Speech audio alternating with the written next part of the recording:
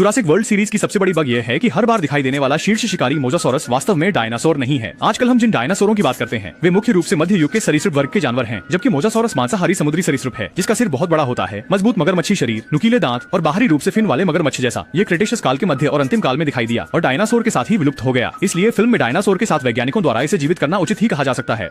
जिंगवन हर बार कांगलोंग की उपस्थिति बहुत ही रोमांचक होती है, लेकिन पूरे श्रृंखला में डायनासोर ही निश्चित रूप से मुख्य पात्र हैं। वे पूर्व ऐतिहासिक काल से जानवरों का स्वभाव बनाए रखते हैं, साथ ही इंसानों के साथ संबंध में भी अपना नरम पक्ष। सीरीज में खलनायक 12 प्रकार के पशु डीएनए सीक्वेंस को मिलाकर बनाए गए हत्या मशीन बायोलॉन्चस टायरानोसोरस भी फिर से प्रकट होगा। इसके अलावा फिल्म में 10 ऐसे डायनासोर शामिल किए गए हैं जो पहले कभी नहीं देखे गए थे, जैसे तेजी से हमला करने वाली 4 जंगली टायरानोसोरस जो उनके शरीर पर रंगीन धारियों के अनुसार यूलिंग टियाओवेन घोस्ट स्ट्राइप नामित की गई है। जेनेटिक संशोधन के बाद बाघ और रक्तवर्ण अधिक तेज और सटीक होते हैं अपने मालिक ओवेन और क्लेयर की शिकार करने में। नई फिल्म में पहली बार पंखों वाला डायनासोर अग्नि ड्रैगन दिखाई दिया है जो क्रेटेशियस काल के अंत में जीवित था, जिसका शरीर पंखों से ढका होता है। विकसित अग्रपादों और मुड़े हुए पंजों के साथ इसकी पहली श्रेणी की छलावरण क्षमता इसे बर्फ की परत के नीचे से शिकार करने में सक्षम बनाती है। कोंगजोंग सोजंग के फंक्शन विंग ड्रैगन, जिसके पंखों का फैलाव 11 मीटर से अधिक है, लंबी दूरी की ग्लाइडिंग और निचले स्तर पर शिकार में माहिर है। मानव द्वारा जहां सबसे बड़े उड़ने वाले जानवर हैं और फिल्म में दूसरा सबसे बड़ा जीव है दुनिया का सबसे बड़ा मांसाहारी जानवर दक्षिणी विशालकाय ड्रैगन, जिसका अधिकतम वजन 9.2 टन है। स्टील के चाकू की तरह तेज दांत, बहुत तेज काटने की गति और शक्तिशाली काटने की क्षमता के साथ भूमि के जानवरों में बैरनसोरस के बाद दूसरे स्थान पर हैं। ये दोनों अजीब जीव अलग अलग समय और स्थान पर रहते थे। ये शुयू